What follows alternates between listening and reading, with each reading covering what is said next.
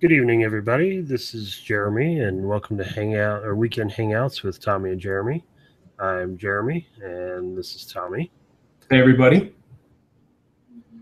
So this week we decided to talk about Southpaw. We both watched it today, actually. I watched it a couple weeks ago, but I wanted to get a nice refresher on it and take some notes on it this time. And I thought it was a really good movie. What'd you think, Tommy? I thought it was really good. I often found myself comparing it to Rocky. And I think that's just because that's my all-time favorite boxing movie. Well, yeah, it's like the epitome of boxing movies. If you're going to talk about boxing movies, Rocky's about the only thing that comes to mind in everybody's mind. For sure. It hits a bar that needs to be kind of met or exceeded every time. Well, but then, you also think about it like how many ways could you go with a boxing movie? There's really not, and I kind of felt that way with this movie too, is that there's really not a whole lot of ways you can go with a boxing movie. I'm sure Creed will be about the same way. It's a follow up to Rocky. It's Apollo Creed's son. Right. And I'm sure it's going to be a very similar format. I really don't expect anything different from that. I agree. In fact, when we were finished watching it, we actually kind of talked about it a little bit between me and Karen, and she said, "Oh, it's just the same formula all over again." And I said, "Well, yeah, there's a couple of things in it that were deferred. For me, the biggest shocker, and big spoiler alert here, is the passing of his wife." Yeah, it was a big one. But there were things about that bugged me as well. We'll get into later. So what really got me interested in this movie anyway is number one, Jake Gyllenhaal, because I like just about anything that he's in, except for Donnie Darko. I think we've talked about this, but I've watched Donnie Darko like 10 times and I still don't fucking get it. It is weird. I've talked to other people that have also seen the Donnie Darko film, and I guess there's an old movie called Harvey, and it's about a guy that has like this weird make-believe friend or somebody that he can only see, which ends up being a rabbit. And so they kind of took that concept and brought it into the Donnie Darko movie, where it's that evil rabbit kind of make-believe friend. Oh shit, we're off topic here. We haven't discussed what we're drinking tonight. I'm drinking this new Best Damn Apple Ale, and it's pretty damn good. I can't say that it's the best damn apple ale, but it tastes just like apple juice, and it's getting me pretty good. I'm envious. I am drinking my regular Corona Extra this evening. Once again, I forgot to cut up the limes. So one of these days, I'll get it right. Not working worth a crap, by the way. Wish that it would work, but it wets my whistle, I suppose. Yeah, it's probably just as well. We both got to work tomorrow. That's true. That's true. Anyway, so there was two things, like I was saying, that got me interested in this movie. One, Jake Gyllenhaal, and two, I found out that it was Kurt Sutter's first film. And Kurt Sutter, if you don't know, is the producer and writer of Sons of Anarchy, and I fucking love that show. I didn't know that. I was reading about the film. It had mentioned something about Kurt Sutter, and I didn't. I honestly didn't know what the hype was. Now that you mentioned that he was related to that, that's interesting to know. Yeah, he was the writer and the executive producer. Apparently, he was writing it with another guy, and then there was some sort of conflict of interest between the two. I haven't read much into it, but the Writers Guild of America had to arbitrate between the two, and he's the one that ended up with the sole writing credit. Gotcha. I think I read a little something about that too. Not to mention just all the different changes that the film went through. Well, first of all, I want to mention that what caught my attention was that it was directed by Antoine Fuqua, and I'm just going to say it's Fuqua because you could say it about Fucka. Pretty much. And he's done other movies that I really like. Well, I should say, when Antoine has worked with Denzel Washington, I've really liked his movies. He did Training Day and he did Equalizer, which I both really enjoyed. So when I seen that he had come out with a boxing movie, I was intrigued. Now, when I look at some of Antoine's other movies, I am not so impressed. Like, I think he did Olympus Has Fallen, which I didn't really enjoy. There's a couple others that I don't even want to mention because they didn't even mean that much to me to call out. Mm-hmm. But he did Equalizer before this, I think right before this, and so it caught my attention. And like you said, I like Jake Gyllenhaal. I actually kind of liked the Donnie Darko because it was so weird, but more recently, I really liked Nightcrawler. I thought that was a great film. Prisoners and Source Code. Oh, and you can't forget, even though I just forgot the name of it, you can't fucking forget about, Jesus Christ, I can't believe. For you, Brokeback Mountain, but actually I was going to say Jarhead. Yeah. You know, in that film, like, when I watched that movie, Jarhead, it really made me realize how much I did not want to be in the military. Yeah, it definitely reminded me how much I never wanted to be in the military.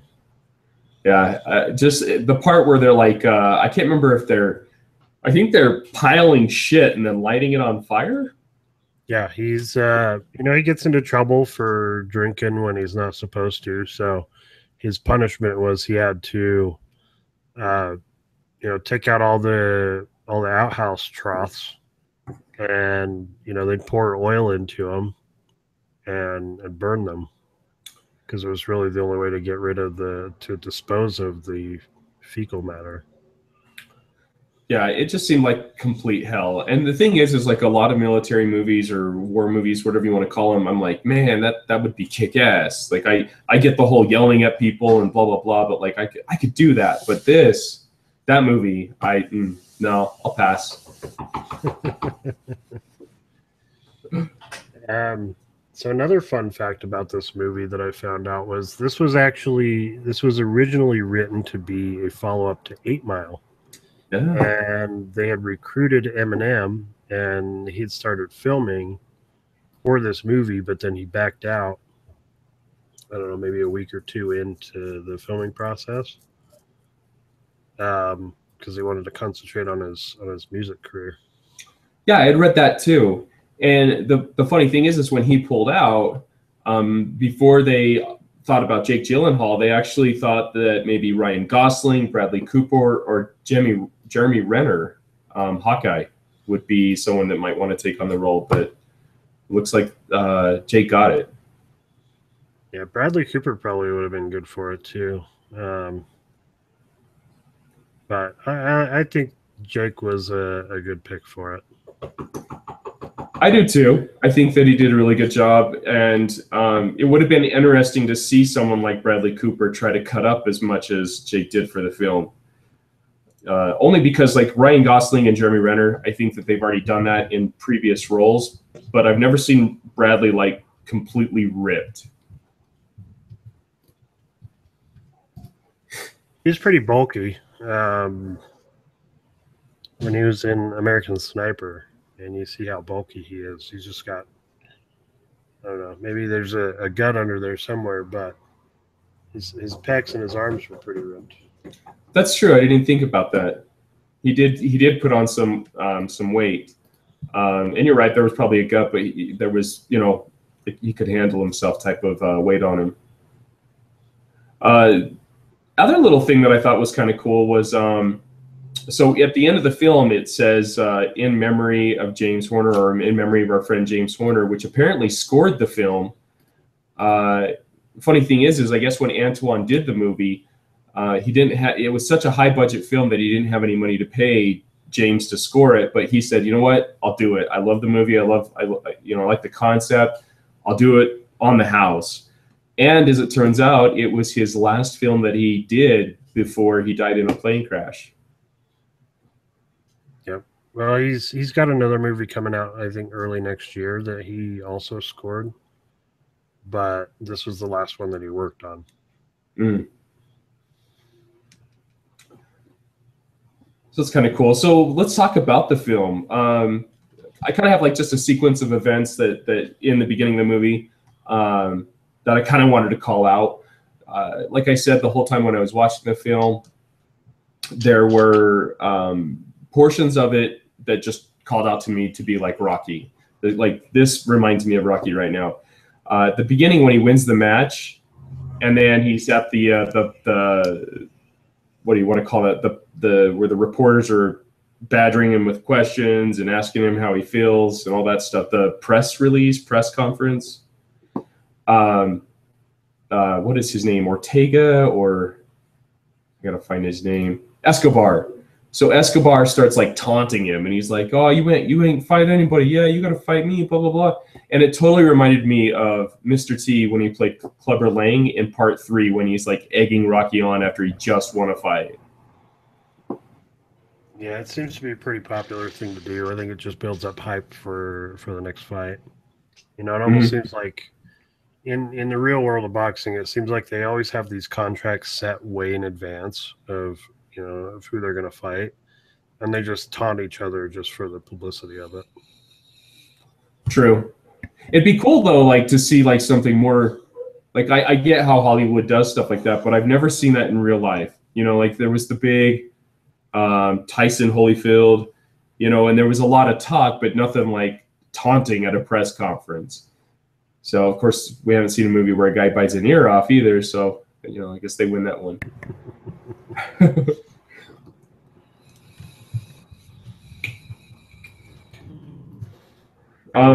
What else from the beginning called out to you? The other thing is just seeing 50 Cent doing more acting. Like it's interesting to see that he's still trying to stay in that game. You hear about the back end of stuff, like the fact that Eminem was going to play the role and then he backed out. You have to wonder, did Antoine specifically choose 50 because of that, or did he bring them both in as like a package deal? And 50's like, well, I'm still in. I'm acting. My music career is not my forefront anymore, and stayed in. But on top of that, like when he first started, and I've never seen Get Rich or Die Trying, but every movie that he's done, he doesn't have like a great act. Nothing. But he's getting better. I think he's actually starting to get a little bit better at acting. I don't know if he's taking classes or he's just becoming used to it. Or he's just being himself. That could be it too. Because 50's always seemed like kind of a piece of shit dude to me. And so it's perfect that he's playing a piece of shit agent, boxing agent or whatever. Although I think Billy probably should have taken notes from 50 Cent and filed bankruptcy before he lost all of his shit like 50 did. That's true. It seemed like he very, very quickly lost everything. And that's I guess that's kind of one of the things that bug me about the movie too is, I don't mind when time passes in a movie, and I understand that time passes and you can't really explain everything you want to explain in 2 hours or less. Mm. But, it seems as though in the movie that all these bad things are happening like in such a short period of time, maybe a week or two or whatever. But realistically, it's probably over the course of months. It's just little details like that kind of bug me, though, Yeah. Well, and to a point where you were like, okay, we get it. Your wife died. Like, that sucks. But my first thing would be, I want vengeance now. Like, I want to get back in the ring, and I want to start fighting that guy for even causing that thing to happen. And you kind of notice that later on in the movie, the very tail end of the movie, that's when he's like, okay, yeah, that's gonna be my driver a little bit. But then at the same time, you've got Forrest Whitaker telling him that's what they want. They want you to have this revenge fight, and that's what they want it to be, and you can't let your anger take over. And I'm like, man, come on, that's what I want to see. That's what makes the fight good. That's true. Speaking of Forrest Whitaker, what does he go by? Tig Wills. He's kind of the Mickey to Rocky in the film. You know, giving him the good advice and training him so that he can win the fight, type of thing. What do you think of Forrest Whitaker? He's in general. I think that he thinks he's more than he is. Like, he's got a lot of confidence in himself, but I don't think that I just don't think he's that great of an actor. But on the same notion, he's hit like some big roles that have really taken his career. Like the Butler, that was like a big Oscar nominee type of film where there was a lot of I don't know if they won anything, but there were a lot of nominations for that film. I watched it. Personally, it wasn't for me, but something in Hollywood must see something about him. Yeah, he's won a shitload of awards. Yeah. I'll tell you that. But I'm on the same page with you. Like, I've never really liked Forrest Whitaker. I really don't know why. I don't know what it is about him that drives me insane. I've just never been a big fan. Plus, I found out today that he graduated from USC, and USC just beat Utah last night. So, fuck him. Yeah, that sucked last night. But we've always been rivals with them. So I felt like it was on their home grounds. They were trying to make a stance. Like, there's always odds that stack up. Granted, we lost pretty good. So it started out good. It did. 14 points in just a couple minutes. That was a great start to the game. And then I sat down and actually watched it, and I went to hell. Yeah. Yeah, we haven't won in the Coliseum for 99 years. By the time we play them again, it'll be 101. So, yeah. You know, it's funny and we're going off topic here, but it's funny that right after we lost, I just knew I have some friends on Facebook that are BYU fans, and I just waited for the taunts to come out, right? And sure enough, like clockwork, they did. And I was like, you know what? It's our only loss for the season, and you're going to try to thrive off of that. Like, that's your moment. Yeah, BYU fans tend to live off the transitive properties of wins. So, like, you know, we beat Michigan, but now they're kicking the shit out of everybody, and they think it's like, oh well, they just had their worst day ever. That's the only reason you beat them, you know. And they do that with just about every fucking game, right? Same with UCLA and Cal and shit. Like, we've got UCLA coming up, but you know they said the same thing about Cal. Oh, they just weren't very good that day. Yeah. Lucky. Which, let them do it. Like, it was an expectation. But the funny thing is like, anytime BYU is lost, I've never like put like a big boast out there, other than when we beat Michigan and they lost to them. I was like, oh, didn't we beat Michigan? But, you know, I don't know. I was just looking over Forrest Whitaker's acting. You know, so I said I didn't like him. To be fair, there are a few films that I did actually really like him in. Probably my favorite, as I'm just kind of going through here, is, and this was before he was like super big, I just lost it. Well, okay, so first of all, it's fair to mention that Battlefield Earth, which was a horrible movie, but he did actually a good job in that, having to act, you know, next to John Travolta. Mm. But oh my gosh, where is it? Platoon. That was the movie that made him. Yeah. Funny thing about that movie, though, is that he played a character named Big Harold. But where they were staying while they were filming the movie, the food was so terrible he lost a bunch of weight, and the director was giving him shit. Oh, really? You're named Big fucking Harold. Like, you gotta keep your weight on. It's like, give me some good food. Right. Phenomenon is my favorite film with him. I love that movie. And again, it's Travolta and him together, but like his part in that film, because he kind of plays like the slow guy, but the best friend. And I don't know, that movie just calls to me. And then Repo Man. Did you ever see that? I did. Thought it was interesting, like going and taking people's body parts because they can't pay their loans. Yeah, that was different. Right? But good.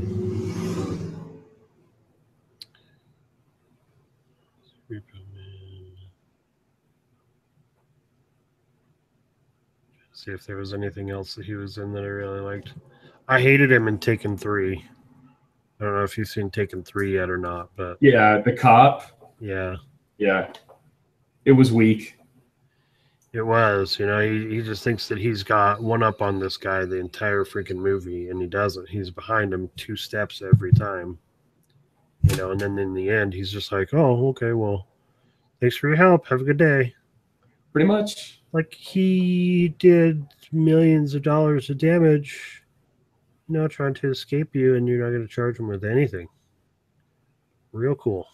Yeah. I mean, it's not his fault, but I just hated him in that movie too. Yeah, and that's the thing. That's the roles that he plays, but they really bug me. Like, I like when he's more of a settled down guy and the undertone actor. Like, and I'll be honest, even in this film, I thought he did all right, other than the way he spoke, the way he talks. But he shines better in this than others. One movie that he gets a lot of credit for that it's just a stupid film to me is Ghost Dog, The Way of the Samurai. Have you ever seen that? No. So I think, if I remember right, it's a movie that he made himself. Like, I think he directed it and produced it or something like that. But he thinks he's like some kind of samurai dude. And then he gets tied up with like the mafia or something. It's just so weird. And a lot of people love it. And I can't get into it. Yeah, no. Speaking of Forrest Whitaker not arresting Liam Neeson's character in Taken 3, that's one thing that bugged me about this movie is, when Maureen was shot, there were a lot of people there. And, a bunch of witnesses. Nobody ever got arrested for it. Nobody even got charged for that shooting. Like, it's just little things like that in movies that have always bugged me. Yeah, you would think that something would happen, and we clearly saw who had the gun because the other guy goes and takes it from him really quick, and he's like, "Dude, what are you doing? What are you doing?" Because they think it's one of Gyllenhaal's guys, because he was getting ready to pull his, and then he realized, "Oh shit, I got to put it away because the gun just went off and it wasn't mine." But yeah. I mean, I get that it doesn't add to the story, so why put it in there? But they could mention it in passing. During the last title fight at the end of the movie, when they were talking about his wife being shot, they could have just dropped it there. What's his face's security guard shot her, and he's currently sitting in prison or something like that. They could have put in just one line that would have just closed that loop. Yeah, I think so too. It's an unsettled situation. And supposedly when he counts out, then you think, oh, everything's fine, when they do the hit count. And that brings up another point that really bugged me. If you're going to do a boxing film, I like an ending with a knockout. I want to see a TKO. And fine, if you're going to do a win by count, don't make it the finale of the film. Don't make it the final moment where things happen. I hate that. Like, I feel like he should have knocked the hell out of him. And the other thing is like, I'll be honest, I read some teasers beforehand, and they were like, oh, they call it Southpaw because at the end he goes to the Southpaw stance, and then he fights him and wins. And so I'm thinking, oh, he's going to go Southpaw in it, right? And then and then the other guy can't read his movement because he's been used to fighting him regular, and so he ends up beating the shit out of him, and then that knockout punch and da da da da. And I was like, so he went southpaw for one hit in the final moment, and he doesn't even knock him out. Right. Well, technically, under the rules of boxing, if he knocked him down and there was less than 10 seconds left in the round, he would have been considered knocked out. You can't be saved by the bell at the end of a match. Oh yeah. So that was one movie boo-boo that they had. You can't be saved by the bell at the end. Yeah. Yeah. Interesting fact about Jake Gyllenhaal and his fighting style. Apparently, he studied Miguel Cotto's style in order to develop his character. So I don't know who Miguel Cotto is, but I don't follow boxing. But it's good that he didn't have just some kind of trainer there to teach him how to box. He actually followed, an actual fighter or studied his movement to get into it. Yeah. I actually watched a fight with Miguel Cotto. I don't remember who he fought now. Let's see his record. Was it Floyd Mayweather? I think it was against Floyd Mayweather. Yeah. Cotto Mayweather. Yeah, that was the one. Yeah. Yeah. Did Mayweather win? Oh yeah, Mayweather won. Yeah. Kicked so, his ass. Probably didn't study a top fighter, but one that's, pretty high in the ranks, I suppose. Another thing so another call out to Rocky. So when Jake first decides he's going to try to get his life back together so he can get his daughter back, he decides to go to Will's gym, or Will's gym, and Tig tells him, yeah, you can work here, but you're going to clean shit up. And he's like, what? People aren't going to be seeing me cleaning shit up. And I remember I can't remember which Rocky it is, but there's a point where Rocky ends up going back to the gym, like the old school gym, and he has to clean up shit. He's handing people their towels. It's kind of like demeaning. And so it's like, oh, that's another call back to Rocky, except for the fact that to hide it, Jake still got to train during the day, and then when the shop was closed, that's when he cleaned up. Yeah. Yeah, and that just goes back to, how many storylines can you do with a boxing movie? And that was one of the things that I took notes on too, was like, there's a boxer, he starts out good, he stumbles along the way, goes back to his roots and does some old school training. Like, he's never fought a fight in his life.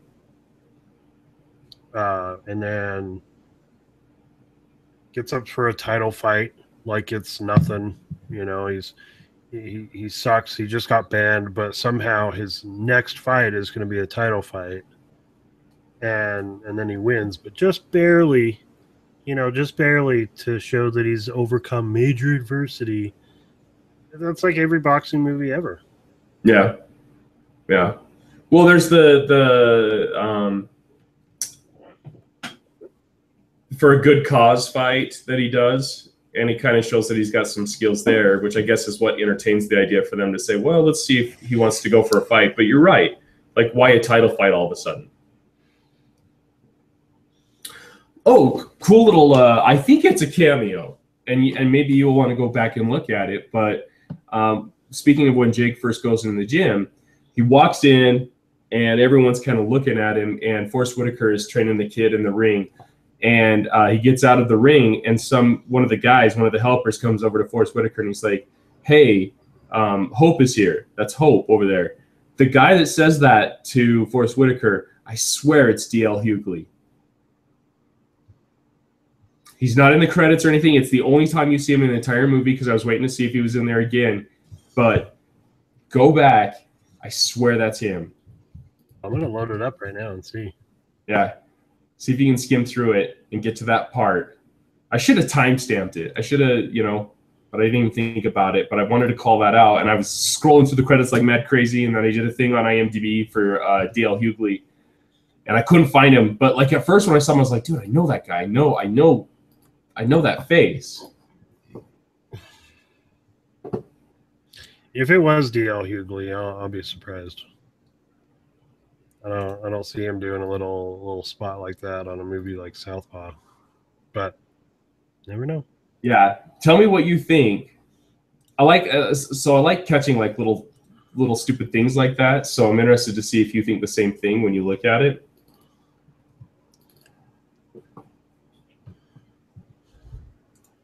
All right, let's see here. Gets his ass kicked.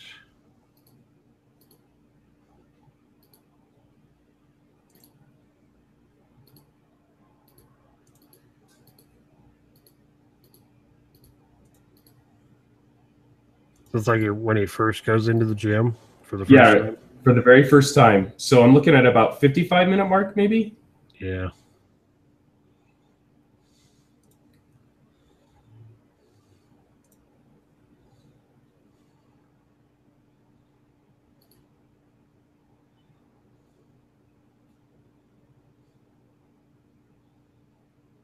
Mm.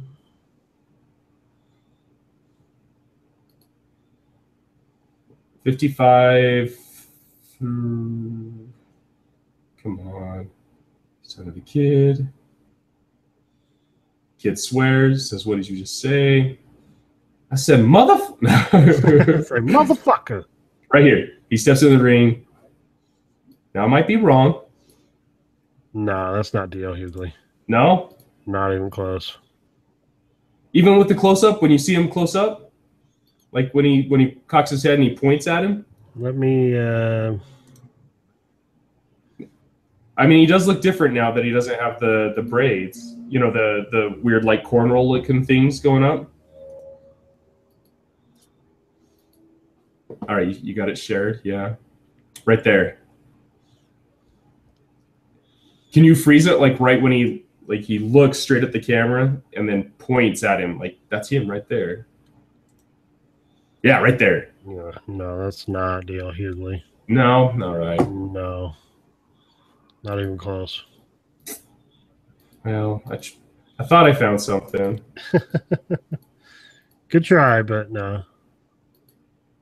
Damn. All right, well.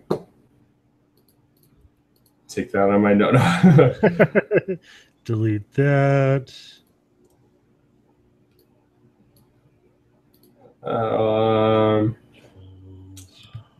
Okay, so the next thing that kind of bugged me is Jake Gyllenhaal tells Forrest Whitaker, he's like, I'm going to do this fight. And Forrest Whitaker says, no, you shouldn't do the fight because it's going to be a revenge match, and that's how they're going to promote it. And they're talking about it, and he's like, so I want you to train me. And Forrest Whitaker's like, no, I don't train champs. I told you that. And like they have this little back and forth, and as it turns out, like Forrest Whitaker's like, it's not going to happen.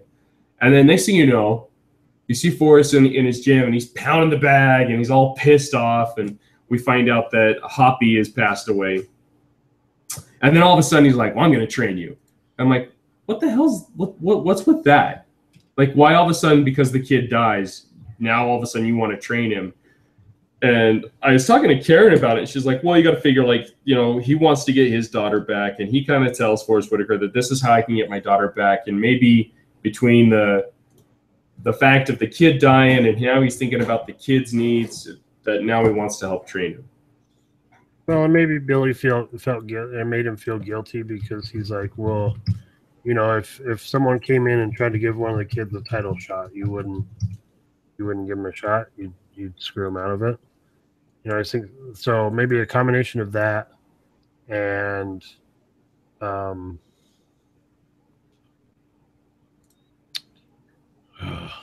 lost my train of thought. Yeah, maybe that the kid dying made him change his mind.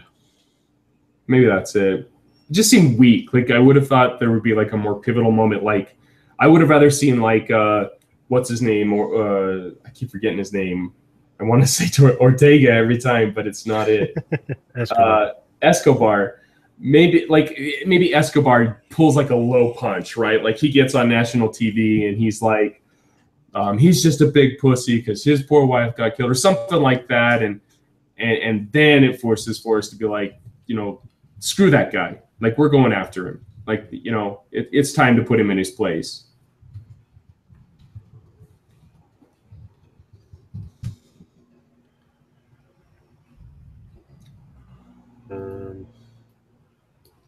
What'd you think about Rachel McAdams?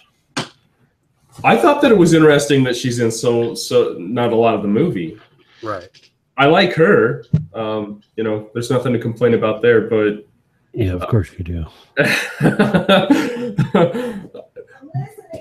And Karen heard me say that, so she's not happy. I think she's great, but honestly, coming from a funding of the budget of the movie and everything else, I think that they threw her name in there as a big name just to get more people to go, and then boom, she's gone. I don't know, because their budget was only $30 million. So they could have skimped on her a little bit, went with anyone else, literally anyone else, and actually filmed some better scenes, because they actually filmed that movie in Pittsburgh because they were so low on budget they couldn't afford the location budget to film in New York. That's right, because it was supposed to be in Brooklyn, right? Yeah, Brooklyn or somewhere near Hell's Kitchen or something. I don't know, but yeah. So they honestly, as long as she was in the movie, which I think was maybe 25 minutes or so, they could have skimped on her and got literally anybody else to do it. Yeah, I think so. I think that her character wasn't that pivotal. No. She was a little whorish to him. The way she'd come into the locker room after and like seduce him, basically. But she did a good job playing the loyal wife, although she played it a little bit like she was only being supportive just to ride on his success. Maybe that's what they're going for, but and maybe she did a good job on that. But I mean, as long as she was in the movie, they literally could have got anybody else to do it and saved a bunch of money. I agree. Maybe could have gotten a better looking daughter for him.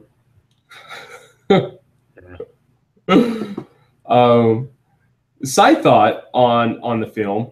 So you've heard the whole thing about the reason why military people salute is because it comes back from the days of knights, and when they would get ready to battle in night games, like jousting. You'll notice that when you see any movie portray that, they kind of ride by other horses and then they lift their helmet to show their face, their eyes, and it was known as a way of respect to show who you were battling.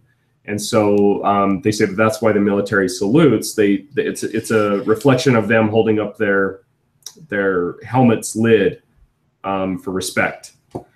And there's a part in the movie where Jake Gyllenhaal still got his hands taped up. He's just been sparring in the ring, and Forrest Whitaker calls him into the room and he says, hey, here's this guy. He's promoting a fight for a good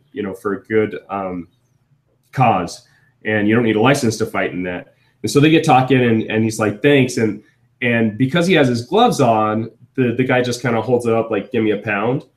And I was like, well, that makes sense. Like, that got me thinking like, oh, your hands are taped up, give me a pound. Like, and then I was thinking at the beginning of every fight that I've seen, the referee comes up, he says, yada, yada, yada, no hitting below the belt, da, da, da, da. And he says, okay, now touch gloves and go to your corners.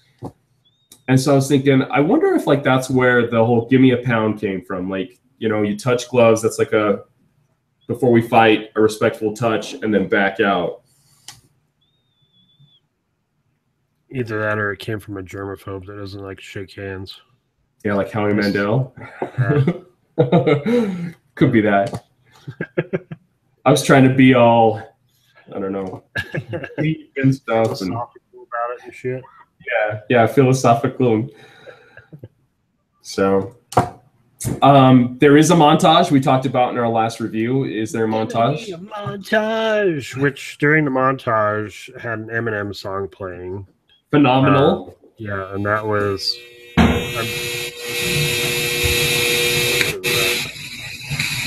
Our dryer. I'm pretty sure that he made that song just for the movie, and I think it was just because he backed out of it, so he wanted to contribute to it in some way.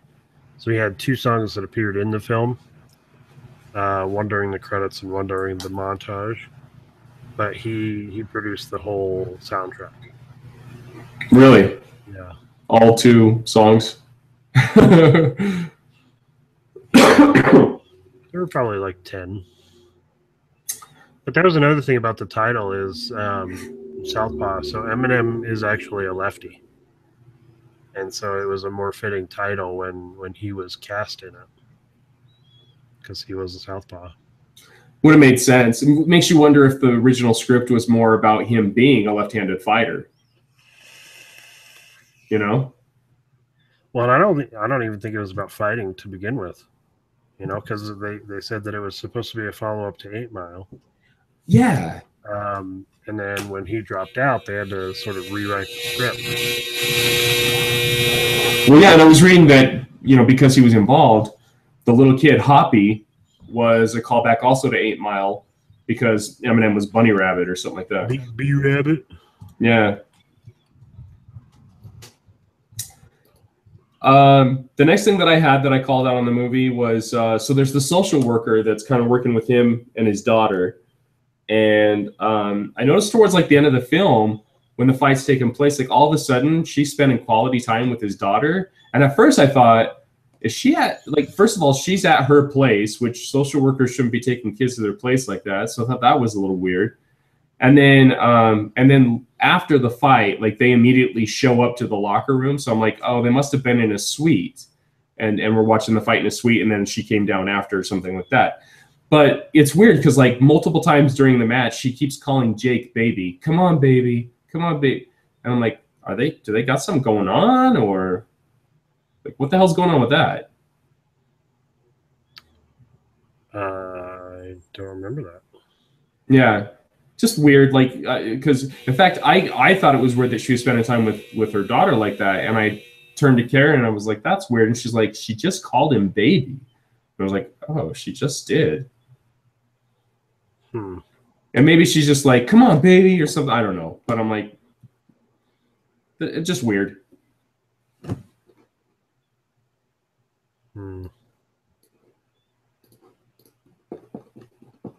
Okay, so I'm reading here about early production of the movie. And this dates all the way back to 2010. Which, by the way, I don't know if I could ever be involved in a movie because it's such a long process. 5 years when it originally started before it comes out. Yeah. That's a long time. Well, like, what movie was it? Mad Max, Fury Road. They actually started talking about in 2000. Yeah, and 15 years to get it to production. And I forget who produced it. I want to say Robert Rodriguez, but I'm probably wrong. But I remember like he went through a bunch of rewrites, right? Like he kept on trying to get it launched, and then there was a bunch of other crap going on with it, and it finally got greenlit after a while. Anyway, so back in 2010, Kurt Sutter said the project was inspired by Eminem's personal struggles. He stated that he had taken meetings with Eminem's producing partners over the past 7 years looking to do something together. He said, I know he's very selective and doesn't do a lot, but he shared so much of his personal struggle in this raw and very honest album that one that I connected with on a lot of levels. He's very interested in the boxing genre, and it seemed like an apt metaphor because his own life has been a brawl. In a way, this is a continuation of the 8 Mile story, but we're doing a metaphorical narrative on the second chapter of his life. So he'll play a world champion boxer. So it was still written originally about a boxer, but who hits hard bottom, has to fight to win back his life for his young daughter. And I love that the title refers to Marshall being a lefty, which is to boxing what a white rapper is to hip hop: dangerous, unwanted, and completely unorthodox. So it was titled Southpaw when Eminem was involved because he was a lefty. Makes sense. It's interesting to see. It makes you wonder if he's ever going to come back and revisit it, like maybe check with Marshall and see if he's still interested and go back and try it again. Yeah, I don't know. I think once it's done, it's done. I don't think you could go back and revisit it again. Because he probably didn't have to. I mean, when they went through rewrites, they probably didn't change all that much. Probably.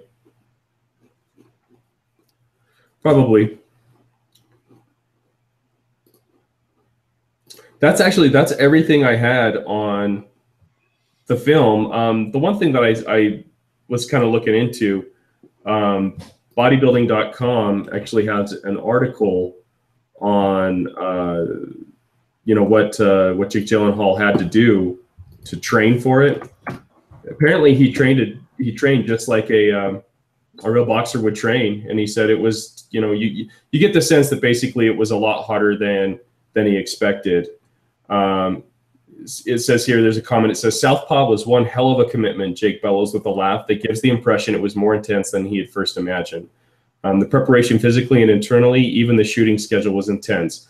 Psychologically, it was a very interesting journey. I hadn't really boxed a lot in my life, and I think there have been some extraordinary movies that have been made around boxing, so I knew that the bar was already really high. So he trained for 5 months so that he could get in that shape. But I added a link to the cast, so if you guys are interested in reading it, you can definitely check it out. And it even has the workout that would kind of follow his routine on there if you're wanting to get or try to get as shredded as he did. Yeah, I read somewhere that he did. I don't think it has it in this workout thing, but I read somewhere that he was doing something like 1,000 crunches a day to get his abs in that shape. Yeah, that was probably the most noticeable thing, is like even when he's in the ring at that first fight, like he's pretty built, which obviously if you're cycling all the time with Armstrong and McConaughey and hanging out, I'm sure that he's probably already pretty trimmed up, but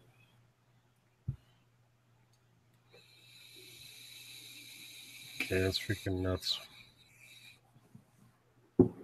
I struggle with doing 10 crunches a day. Yeah, I know, dude. It's plus age doesn't help. Holy crap. Yeah. Cool. Well, that's about all I had too. So to wrap, what do you give this for a rating? I'll give it a 3 out of 5 stars, or 3 out of 5 rating. It's probably not something I'm going to sit down and watch again anytime soon, but it was interesting enough for me to keep engaged. What about you? Yeah, I think I'm right there with you on 3 out of 5.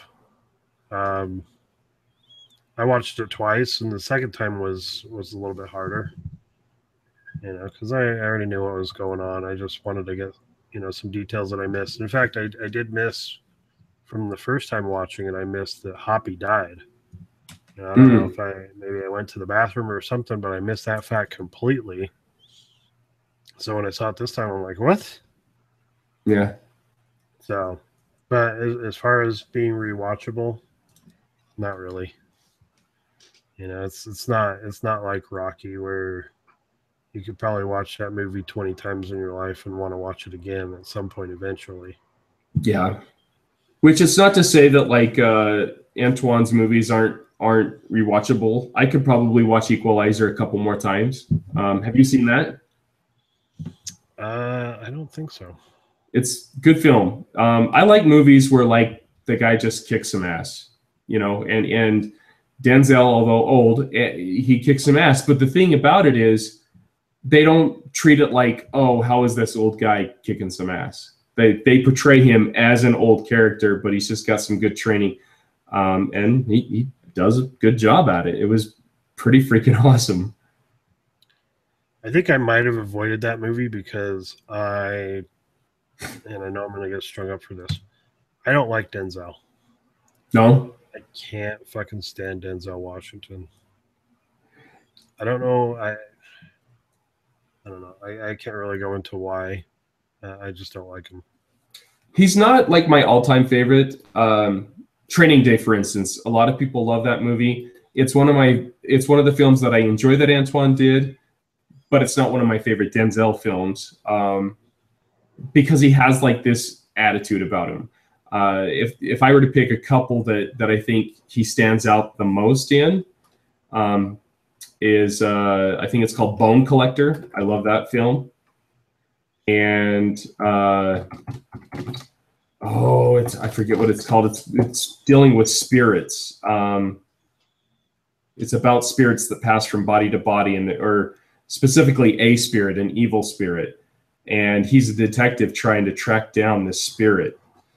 Fantastic film. I gotta find it because a lot of people don't know about it. And every time I have someone watch it, they're like, "Oh my god, it's a great film." Fallen. It's called Fallen. And I don't know if you saw this when you were scrolling through his list, but you saw that they announced the Equalizer 2.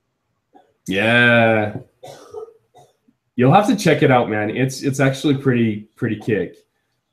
But yeah, I agree with you. He's not one of my favorites. Book of Eli, I didn't enjoy that much. Unstoppable was okay.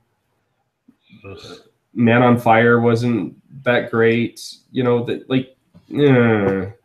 but if you ever get a chance to sit down and watch a film, check out Fallen. I recommend it. Okay.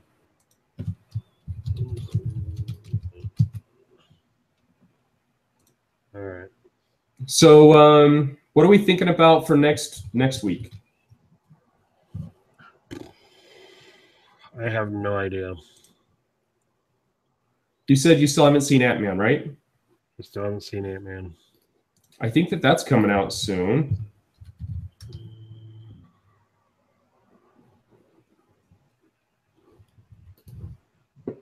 Or let me see what else is coming out that we might be able to hit on. Oh, I can give you the fastest movie review ever. Minions. Uh-huh. It was about an hour and 27 minutes too much Minions. Gets annoying. Yeah, it's cute and cool and shit when you see it on Despicable Me for just a few minutes at a time. An hour and a half of it, I wanted to blow my fucking brains out. There's the fastest movie review of all time. I didn't have a big desire to see it, so now I know I won't. I only did because of the kids, man. The kids have been pissing and moaning for weeks. Minions.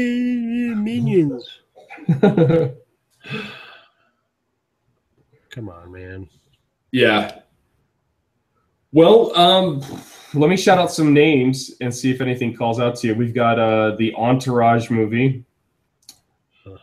I have it, but I haven't watched it yet because I kind of wanted to wait till I finished the series before I watched it. That would make sense. I'm kind of in the middle of it too, and I had to start all over because Karen had never seen it. So going back through the ones I had seen has been, they're still all right, but watching them again, it's kind of like, I already know what happens, blah, blah, blah. Aquaman, okay, we get it, you know.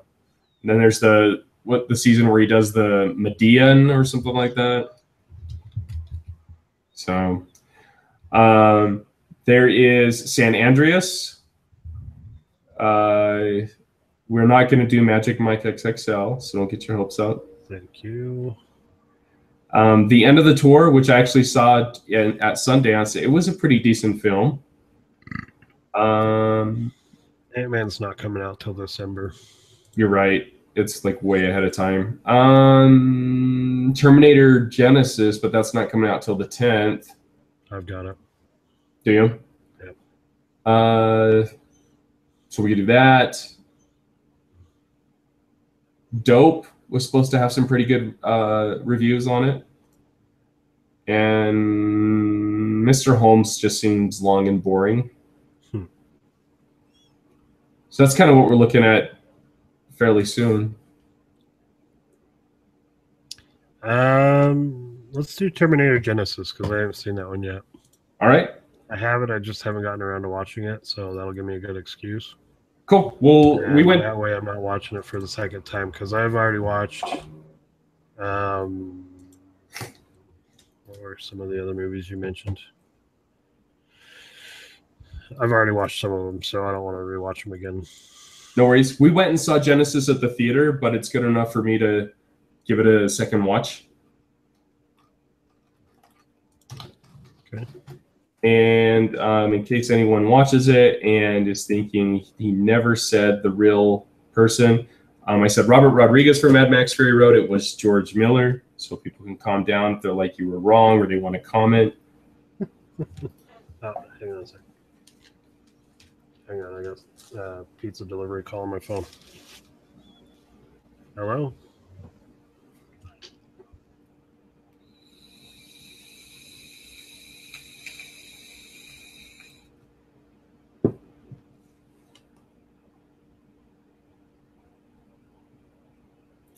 While Jeremy is doing his pizza information, I'd like to inform you that we too may order now.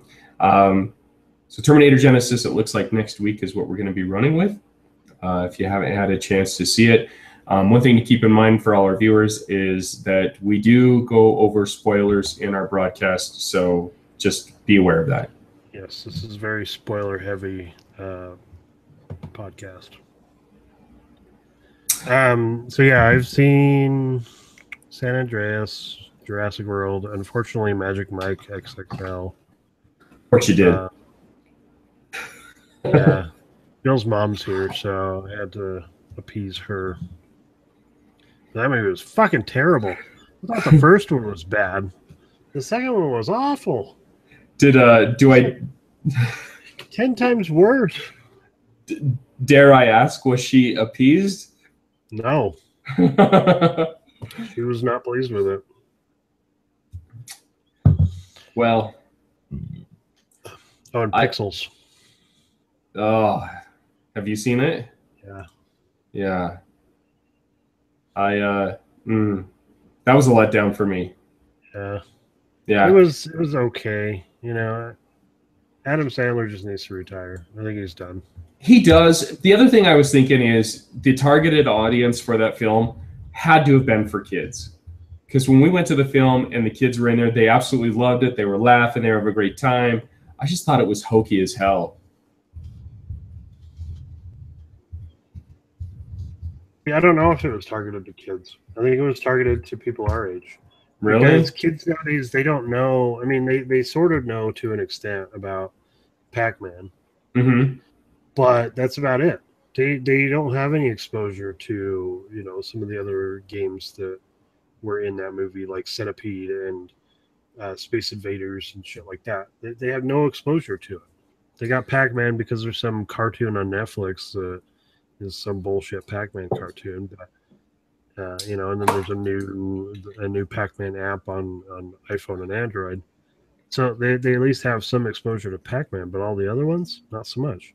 So I really think that movie was marketed more to our generation than anything. Have your kids had a chance to watch it? Yes, they really liked it. I watched it with them, and they really liked it, but they didn't know what some of the games were. Makes sense. I'm just curious because, you know, to see what their reaction was to it. They just love everything video game related. So even if they don't know what video game it is, knowing that it was a video game, they're like, "Oh, it's awesome!"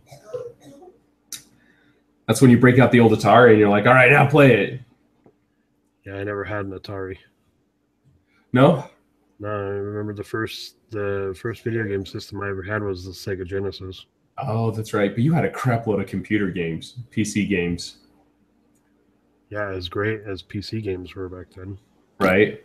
Still, I remember coming over and looking through your stuff. Right, NES was out, and it was all over on the commercials. Marble Madness, come buy Marble Madness, blah blah blah blah blah. And you already had it on a 5 1/4 floppy, and I was like, "Oh, you got this game?" That was the most frustrating but addicting game ever. I don't think I ever got past like level 3.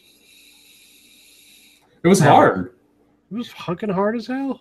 Well, it's like Qbert. I don't know if you've ever played Qbert, but like because it's in a 3-dimensional frame, what you would consider down was like no, it was right, depending on how things were set up in the stage. Mm-hmm.